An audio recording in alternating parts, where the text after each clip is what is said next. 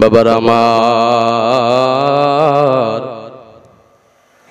আল্লাহ রাব্বুল আলামিন বলেছেন কুল্লু নাফসিন যায়িকাতুল মাউত। এই আয়াতটা প্রত্যেকেই পারেন। অন্তরের কানটা লাগায়া বসে যান, মনের আবেগগুলো ছেড়ে দেন, আল্লাহ রাব্বুল আলামিনের প্রতি দিলটা আপনারা মুতাওয়াজ্জহ করে দেন। আল্লাহ রাব্বুল আলামিন যদি চায় আজকে আপনার অন্তরটাকে নরম করে দিয়ে ভবিষ্যৎ জীবন আপনার আমলের উপর কাটাতে পারে কি পারে না? আল্লাহ রাব্বুল আলামিন বলেছেন কুল্লু নাফসিন যায়িকাতুল মাউত। যার প্রাণ আছে সে মৃত্যুবরণ করবে, যার প্রাণ আছে সে মৃত্যুবরণ করবে, যার প্রাণ আছে সে মৃত্যুবরণ করবে। আল্লাহ রাব্বুল আলামিন এই জায়গার মধ্যে বলেছেন যায়িকাতুল মাউত। একটু গভীর মনোযোগ দিয়ে শুনবেন বাবা। আল্লাহ রাব্বুল আলামিন বলেছেন যায়িকাতুল মাউত। যায়িকাতুন মানে হলো স্বাদ গ্রহণ করা। আল্লাহ রাব্বুল আলামিন বলেন বান্দারে, প্রত্যেকটা নফস, প্রত্যেকটা প্রাণী মৃত্যুর স্বাদ গ্রহণ করবে। এই কথার দ্বারা আমার আল্লাহ রাব্বুল আলামিন যা বুঝিয়েছেন, স্বাদ গ্রহণ করবা, মৃত্যুর স্বাদ গ্রহণ করবা, এর মানে বোঝা যায় মৃত্যুটা প্রত্যেকের জন্য একরকম হবে না। কারণ প্রত্যেকের কাছে একই খাদ্য, প্রত্যেকের জিহ্বার মধ্যে একই রকম স্বাদ লাগে না। একটা মানুষের যদি জ্বর হয়, একটু আমার দিকে অ্যাটেনশন দেন, একটা মানুষের যদি জ্বর হয় তার মুখের জিহ্বার স্বাদটা তিতা তিতা লাগে। তার কাছে যদি পোলাও কুরমা আইনা দেয়, যেই জিনিসটা আপনার কাছে ভালো লাগবে এই জিনিসটা তার কাছে ভালো লাগবে। লাগবে কেমন লাগবে? তিতা তিতা কেমন লাগবে? জন্ডিস হলে বমি বমি লাগবে, ঠিক কিনা? কিন্তু একই রকম খাদ্য, একই রকম মশলা দিয়ে এই জিনিসটা তৈরি করছে, কারো কাছে এই জিনিসটা ফেভারিট, কারো কাছে এই জিনিসটা ভালো, কেউ উদর ভরে এই জিনিসটা ভক্ষণ করতে পারে, কিন্তু আবার আরেকটা মানুষ দেখলেই বমি করে, আরেকটা মানুষ মুখে নেওয়ার সাথে সাথে তিতা তিতা বলে দূর দূর করে তাড়িয়ে দেয়। ও বন্ধু, এর মানে হলো একই খাদ্য, একই মশলা, সবকিছু এক হওয়ার পর মানুষের রোগের কারণে, শরীরের অবস্থার কারণে জিহ্বার স্বাদ ব্যতিক্রম হয়ে যায়। ও বন্ধু, ঠিক এই রকম ঈমানটা যদি ব্যতিক্রম হয়, ঈমানের স্বাদ যদি পরিপূর্ণ না হয়, ঈমানটা যদি পরিপূর্ণ না হয়, আপনার ঈমানটা যদি অসুস্থ হয়, ঠিক আপনার কাছেও মৃত্যুটা এরকম লাগবে। আল্লাহ রাব্বুল আলামিন বলেছেন বান্দা বান্দি, কুল্লু নাফসিন যায়িকাতুল মাউত। প্রত্যেকটা প্রাণী মৃত্যুবরণ করবে, প্রত্যেকটা প্রাণী মৃত্যুর স্বাদ গ্রহণ করবে, কিন্তু প্রত্যেকটা প্রাণীর হিসাব কিয়ামতের ময়দানে নেওয়া হবে না। প্রত্যেকটা প্রাণীর হিসাব কিয়ামতের ময়দানে নেওয়া হবে না। তাহলে কার কার হিসাব নেওয়া হবে? দুইটা জাতির হিসাব নেওয়া হবে। ওয়ামা খালাকাতুল জিন্না ওয়াল ইনসা ইল্লা লিয়াবুদুন। কেবল মাত্র মানুষ এবং জিন জাতিদের হিসাব নেওয়া হবে। ও বন্ধু, হয়তো আপনি প্রশ্ন করতে পারেন, আপনার আমার মনের মধ্যে হয়তো প্রশ্ন জাগতে পারে, যেই আলো আমরা মানুষ হিসাবে ভোগ করি, ওই আলো গরুও ভোগ করে, ওই আলো পশুও ভোগ করে, ওই আলো পাখিও ভোগ করে, করে, সাপ বিচ্ছু ভোগ করে, জঙ্গলার হিংস্র প্রাণীরাও ভোগ করে।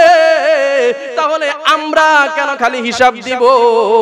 অন্যান্য সকল জাতিরাও তো আল্লাহ রাব্বুল আলামিনের নিয়ামত ভোগ করে, কিন্তু আমরা কেন খালি হিসাব দিব? তারা হিসাব দিবে না কেন?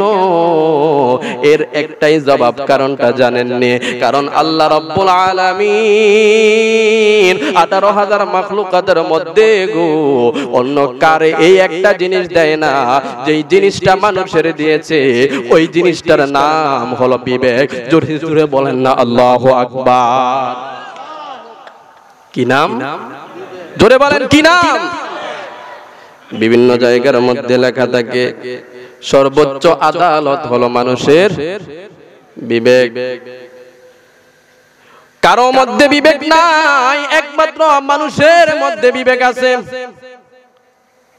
মানুষ কেবলমাত্র আত্মীয়তার সম্পর্ক বুঝে, বাবাকে মাকে সবকিছু বুঝে, কে খালা কে বুবু সবকিছু বুঝে। মানুষের মস্তিষ্ক, মানুষের মেধা কাটিয়ে মানুষ অনেক কিছু তৈরি করতে পারে, অনেক কিছুই করতে পারে। বিবেক দিয়েছে, মেধা দিয়েছে আল্লাহ রাব্বুল আলামিন। কিয়ামতের ময়দানে শুধু কেবল মানুষদের কাছ থেকে মানুষের মেধার এবং বিবেকের হিসাব নিবে। ডাক দেয়া বলবে, বান্দারে, ও আমার বান্দি, আমি আল্লাহ রাব্বুল আলামিন তোমারে বিবেক দিয়েছিলাম, আমি আল্লাহ তোমাকে মস্তিষ্ক দিয়েছিলাম, তোমাকে দুইটা সরল পথ দেখিয়েছি। এই পথে যাও, ওই পথেও যাইতে পারবা। এই পথে ভালো, ওই পথে মন্দ, এই পথে গুনাহ, ওই পথে সওয়াব, এইটা ভালো, ওইটা মন্দ। এই রকম বুঝার ক্যাপাসিটি আমি আল্লাহ তোমাদেরকে দিয়েছি, ব্রেন দিয়েছি, মেধা দিয়েছি, বিবেক দিয়েছি। এরপরে চলারও স্বাধীনতা দিয়েছি। তোমরা যদি ওই বিবেকটা খাটাইয়া ভালো কাজের দিকে না যাও, মন্দ কাজের দিকে যাও, আমি আল্লাহ রাব্বুল আলামিনের কাছে ফামান ইয়ামাল মিসকালা যাররাতিন খায়রান ইয়ারা ওয়া মান ইয়ামাল মিসকালা যাররাতিন শাররান ইয়ারা। ভালো কাজের যাররা পরিমাণ হিসাব আমি আল্লাহ নিব, এবং মন্দ কাজের হিসাবও আমি আল্লাহ যাররা যাররা পরিমাণ নিব। পার পাওয়ার সুযোগ আছে। আল্লাহ রাব্বুল আলামিন বলেন, এই যে মৃত্যু, আল্লাহ রাব্বুল আলামিন বলেন, আল্লাযী খালাকাল মাউতা ওয়াল হায়াতা লিয়াবলুয়াকুম আইয়ুকুম আহসানু আমালা। আল্লাহ রাব্বুল আলামিন ডাক দিয়া বলে, ও বান্দা বান্দি, আমি আল্লাহ রাব্বুল আলামিন মউতকে সৃষ্টি করেছি। আল্লাহ রাব্বুল আলামিন মউতকে সৃষ্টি করেছেন। মউতের মালিক কে? জোরে বলেন না, মউতের মালিক কে? আল্লাহ হলো মউতের মালিক।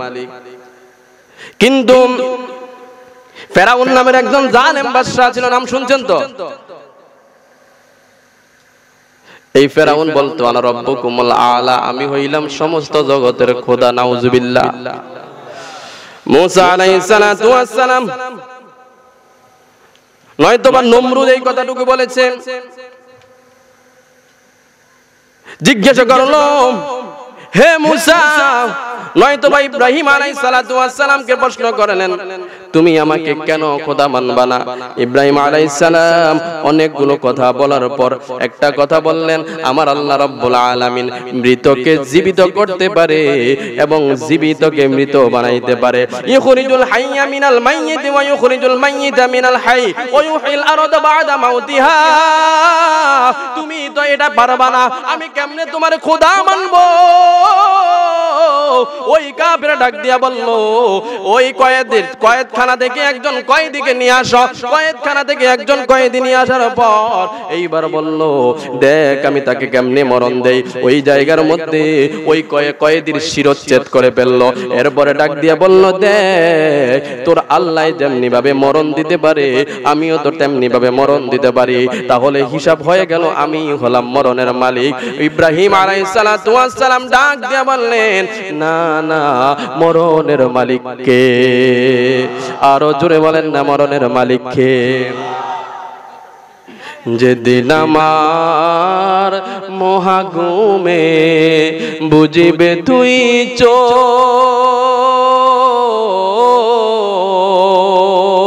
পাড়াপড়শি ইষ্টি কুটুম করবে কিছু শোক রে মন, করবে কিছু শোক।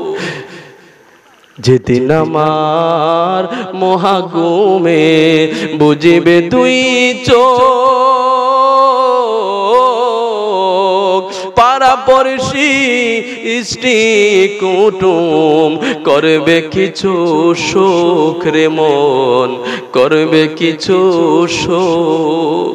ওরে আমি যে পৃথিবীর লোক, আমি যে পৃথিবীর লোক, ভুলে যাবে সবে সুন্দর এই পৃথিবী ছেড়ে একদিন চলে যেতে হবে রে মন, চলে যেতে হবে। কথা বলেন ঠিক কিনা? অনেক মানুষ আমরা এই জিনিসটা ভাবি, আমি হলাম সংসারের কর্তা, আমি হলাম সংসারের মেয়ে, আমি চলে গেলে এই সংসারটা আর চলবে না, আমি চলে গেলে সংসারটা শেষ হয়ে যাবে, আমার জন্য অমুক কাজটা বন্ধ হয়ে থাকবে, তমুক কাজটা বন্ধ হয়ে থাকবে। বিশ্বাস করেন এইগুলা হলো ভ্রান্ত ধারণা, ভ্রান্ত ধারণা। আপনি আজকে যদি মারা যান, একদিন দুই দিন আপনার পরিবারের মধ্যে শোক থাকবে, 3 দিন 4 দিন 5 দিন, বেশি হলে সর্বোচ্চ 1 মাস। এরপরে দেখবেন আপনার ইন্তেকালের পূর্বে যেমনি ভাবে আপনার ঘরের মধ্যে রান্না বান্না হতো, ঠিক আপনার পরেও ওই রকম ভাবে রান্না বান্না হবে। আপনার ছেলে যে অফিসে চাকরি করতো, সে আবার কন্টিনিউ অফিসে যাওয়া শুরু করবে। আবার আপনার নাতি নাতগুলো স্কুলে পড়াশোনা করতো, তারাও ঠিক মতো আগের মতো স্কুলে যাওয়া আসা শুরু করে। আপনার জন্য কোনো কিছু আর পরে রইল না। কথা বলেন ঠিক কিনা? আল্লাহ রাব্বুল আলামিন বলেছেন, ও বান্দারে, আল্লাহ রাব্বুল আলামিন তোমাদের জন্য 2টা পার্ট নির্ধারণ করেছে, একটা হলো হায়াত আর একটা হলো মউত। আল্লাহ রাব্বুল আলামিন মউত সৃষ্টি করেছেন এবং সৃষ্টি করেছেন হায়াত। কেন সৃষ্টি করেছেন? আল্লাহকে যদি বলি, আল্লাহ আপনি কেন হায়াত সৃষ্টি করেছেন, কেন মউত সৃষ্টি করেছেন? আল্লাহ রাব্বুল আলামিন জবাব দেয়, লিনাবলুয়াকুম আইয়ুকুম আহসানু আমালা। আমি আল্লাহ রাব্বুল আলামিন এই দুনিয়ার জমিনটাকে একটা পরীক্ষাগার, পরীক্ষার হল বানিয়েছি। আমি আল্লাহ রাব্বুল আলামিন হায়াত এবং মউত সৃষ্টি করেছি কেন জানোনি? লিনাবলুয়াকুম আইয়ুকুম আহসানু আমালা, পরীক্ষা করার জন্য কে ভালো আমল করো, কে মন্দ আমল করো। সুবহানাল্লাহ। কেন? আল্লাহ রাব্বুল আলামিন বলেন, লিনাবলুয়াকুম আইয়ুকুম আহসানু আমালা, কে ভালো আমল করো আর কে মন্দ আমল করো, কে ভালো আমল করো আর কে মন্দ আমল করো। ও বন্ধু, এই জায়গার মধ্যে একটা কথা গভীর মনোযোগ দিয়ে শুনেন। আল্লাহ রাব্বুল আলামিন বলেছেন আহসানু আমালা, কে ভালো আমল করো, আমি আল্লাহ ওইটা দেখবো। এই জায়গার মধ্যে আমার আল্লাহ রাব্বুল আলামিন এই কথা বলেন নাই আকসারু আমালা, কে বেশি আমল করো, আমি আল্লাহ ওইটা দেখবো, এই কথা বলেন নাই। বরং বলেছেন কে ভালো আমল করে, বেশি আমলের দরকার নাই। আখলিস দীনাকা ইয়াকফিকাল আমালুল কলিল, অল্প আমল যদি করো আর এই অল্প আমলের মধ্যে যদি ইখলাসিয়ত থাকে, এই অল্প আমলের মধ্যে যদি আল্লাহ রাব্বুল আলামিনের তাকওয়া থাকে, এই অল্প আমলের মধ্যে যদি স্বচ্ছতা থাকে, এই অল্প আমলের মধ্যে যদি রিয়া না থাকে, আল্লাহ রাব্বুল আলামিনকে খুশি করার উদ্দেশ্য থাকে, আল্লাহ রাব্বুল আলামিন এই অল্প আমলের বিনিময়ে আপনাকে আমাকে জান্নাতের ব্যবস্থা করে দিবে। সুবহানাল্লাহ। মুসলমান, নবী রাসূল থেকে শুরু করে, সাহাবায়ে কেরাম থেকে শুরু করে, বড় বড় মুহাদ্দিসিন মুহাদ্দিকিন, যত ইমাম আউলিয়া কেরাম ছিল, কাফের বেঈমান আস্তিক নাস্তিক যা আছে, একদিন না একদিন প্রত্যেকেই এই দুনিয়া থেকে চলে গেছে। কথা বলেন ঠিক কিনা? সবাইকে এই দুনিয়ার মধ্যে আজীবন রয়ে গেছে। একদিন আমরাও, কথা বলেন, আমরাও থাকবো না। আমাদের স্থান হবে পাড়ার গোরস্থানে, আমাদের স্থান হবে বাসমুড়ায়, আমাদের স্থান হবে পুকুর পাড়ে। ও বন্ধু, একদিন আপনার আমার নামও দুনিয়ার থেকে ভুলে যাবে, দুনিয়ার থেকে মুছে যাবে। আপনি নিজেই চিন্তা করেন না, আপনি মনে করেন আপনার দাদা পর্যন্ত আপনি নাম জানেন, এরপরে দাদার দাদা বা দাদার বাপের নাম 100-র মধ্যে 90 জনেই জানে না। জানেন? দাদা পর্যন্ত নাম জানে, এখন তো দাদার নাম পর্যন্ত জানা হয় না। দাদার উপরে আর মানুষের নাম জানা নাই। বিভিন্ন কাগজ দলিল দস্তাবেজ উল্টাতে গেলে তাহলে বোঝা যায় যে পাওয়া যায়, এই ছাড়া কিন্তু নাম জানা থাকে না। কবর দিছে কোনায় এটাও জানে না। আপনাকে আমাকে ওই রকম কবর দেওয়া হবে 10-15 বছরের ব্যবধানে। এই দুনিয়ার মধ্য থেকে আপনার নামটা আর কেউ জানবে না, আপনার নামটা আর কেউ নিবে না। কিন্তু কবরের মধ্যে তো আপনার একদিন না, কবরের মধ্যে তো আপনি অনন্ত অনন্ত অনন্ত কাল পর্যন্ত থাকতে হবে। ও মুসলমান, দুনিয়ার মানুষ যদি ভুলে যায়, আপনি যদি কবরের দেশে যাওয়ার পূর্বে আমল করে যান, আল্লাহ রাব্বুল আলামিন আপনাকে আল্লাহ রাব্বুল আলামিনের নূরানি ফেরেশতাদেরকে দিয়ে ছায়ার মধ্যে রাখবে। জোরে বলেন আল্লাহু আকবার। আল্লাহ রাব্বুল আলামিন বলেছেন, বান্দা আমি আল্লাহ রাব্বুল আলামিন তোমাদেরকে মওত দিব, আর এই মওতটা সৃষ্টি করেছি তোমাদেরকে পরীক্ষা করার জন্য। তোমরা কে ভালো আমল করো আর কে মন্দ আমল করো, এইটা যাচাই বাছাই করার জন্য আমি আল্লাহ রাব্বুল আলামিন তোমাদের জন্য মওত নির্ধারণ করেছি। ও মুসলমান, আমরাও একদিন মরব। আমাদের জন্য ঘরের পাশে খাট আসবে কি আসবে না? জোরে বলেন আসবে কিনা? মরণ যন্ত্রণা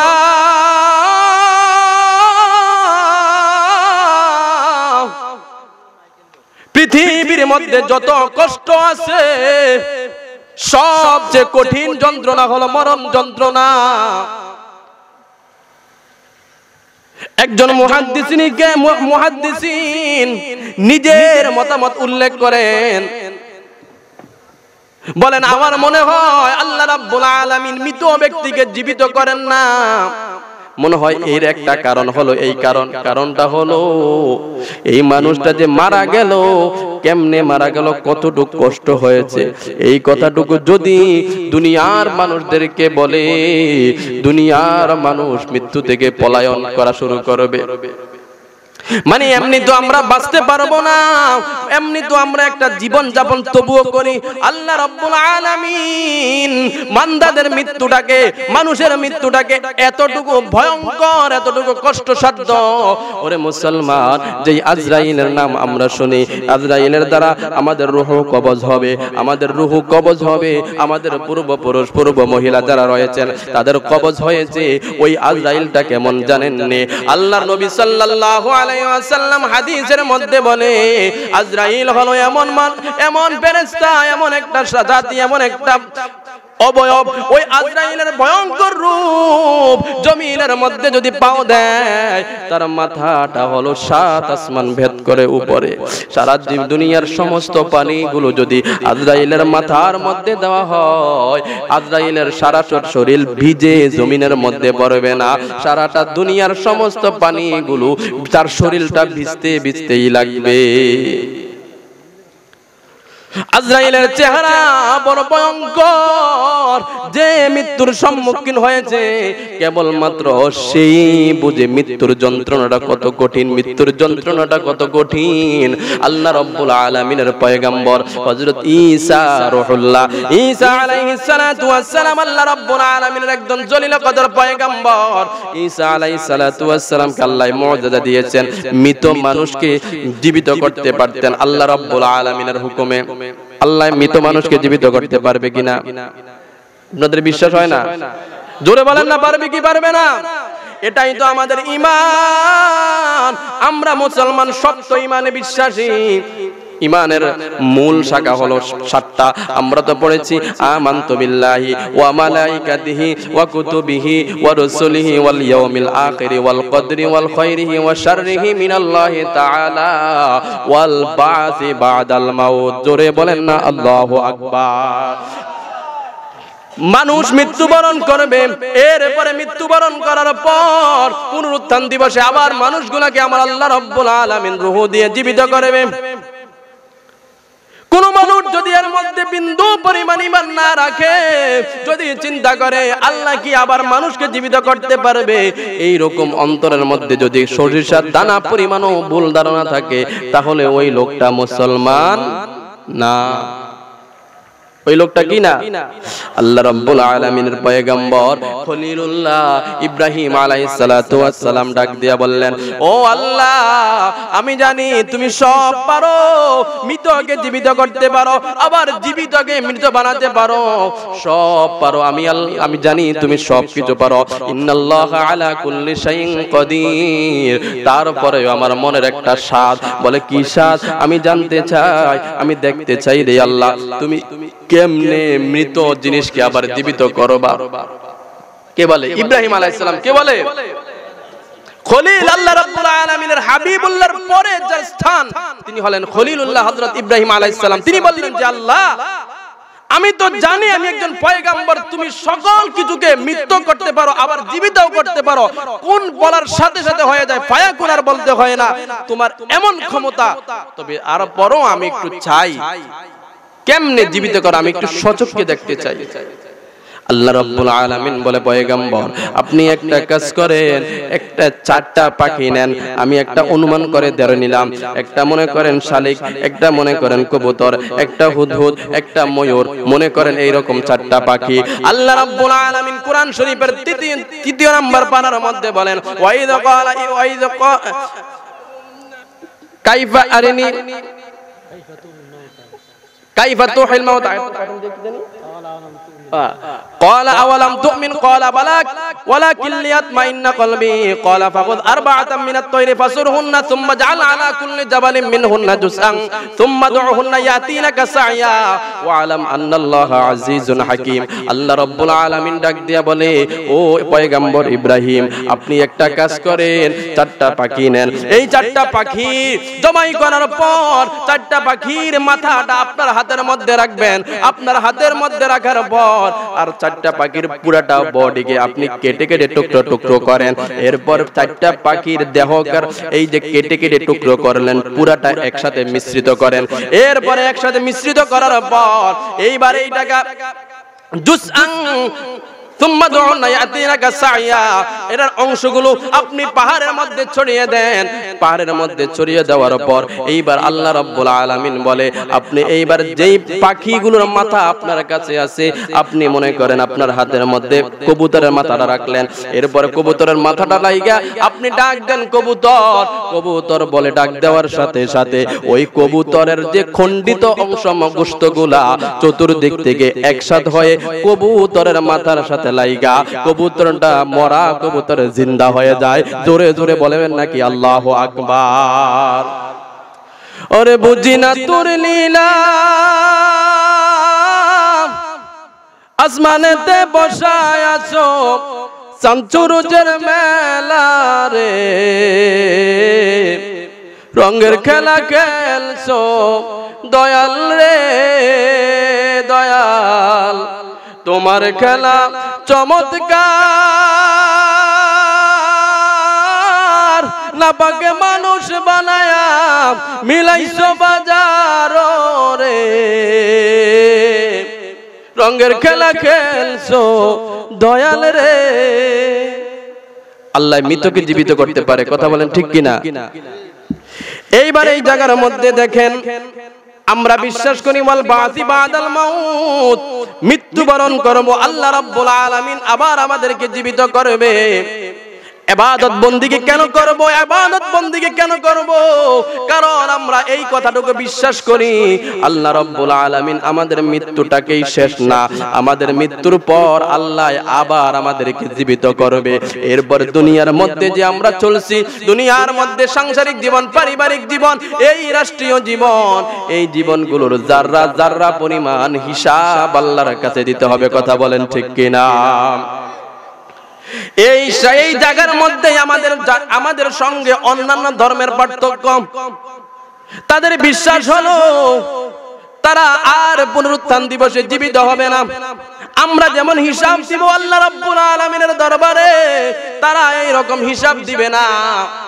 তাদের জন্য এই জন্য তারা মনে করে মৃত্যু হলে, মৃত্যু হওয়ার পরেই আমাদের জীবন শেষ, আর আমাদের পরকালীন কোনো জীবন নাই। অথচ আমরা মুসলমান মনে করি আমাদের শুধু কেবল দুনিয়ার জীবন শেষ নয়, আমাদের পরকালীন একটা জীবন আছে।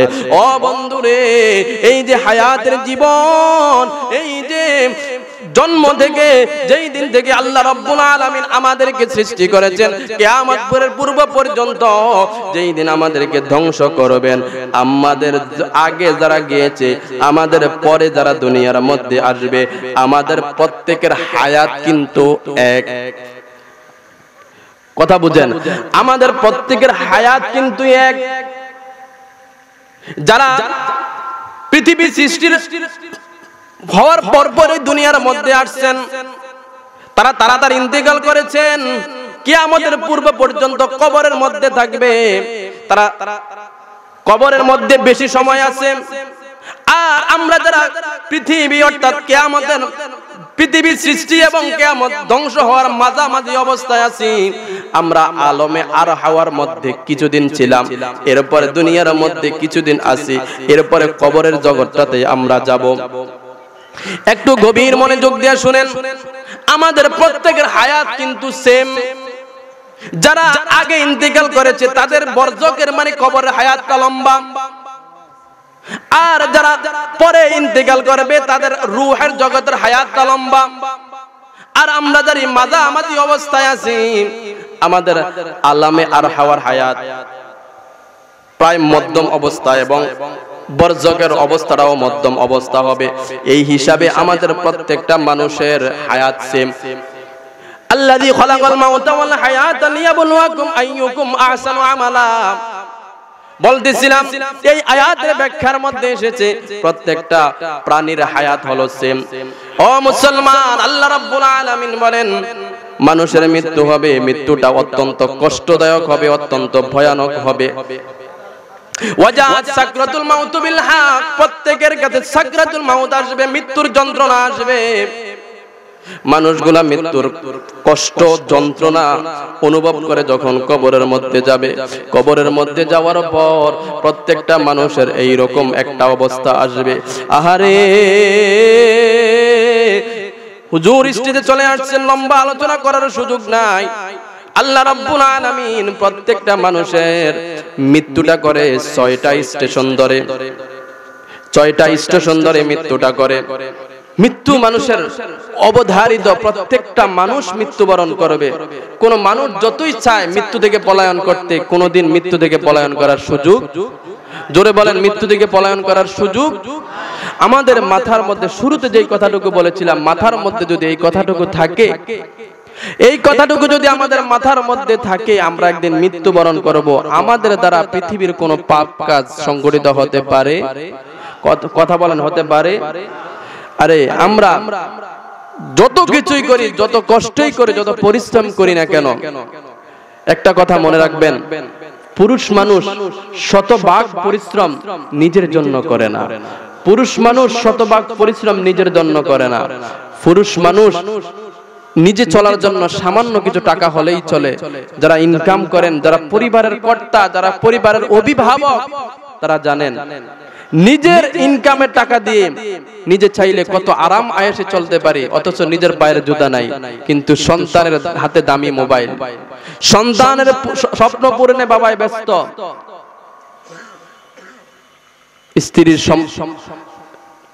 স্ত্রীর স্বপ্ন পূরণে স্বামী ব্যস্ত, অথচ 10 টাকা ইনকাম করলে নিজের জন্য 1 টাকা রাখে, বাকি 9 টাকাই পরিবারের জন্য।